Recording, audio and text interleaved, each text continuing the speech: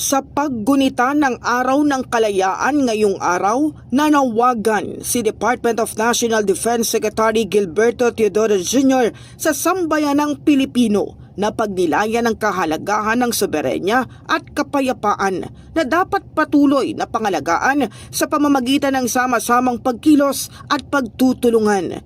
Binigyang diin ni Secretary Teodoro na tulad ng ibang bansa, patuloy na kinakaharap ng Pilipinas ang mga hamon sa soberenya nito. Anya, sa ilalim ng administrasyon ni Pangulong Ferdinand Marcos Jr., pangunahing layunin ng pamahalaan ang pagtitiyak sa katatagan ng bansa, pagpapalawak ng connectivity at paghahatid ng mga benepisyo nito sa bawat Pilipino. Hinikayat din ng kalihimang lahat na huwag hayaang mahuli ang bansa sa pagpapatatag ng depensa at kakayahan upang makamit ang ganap na kaunlaran.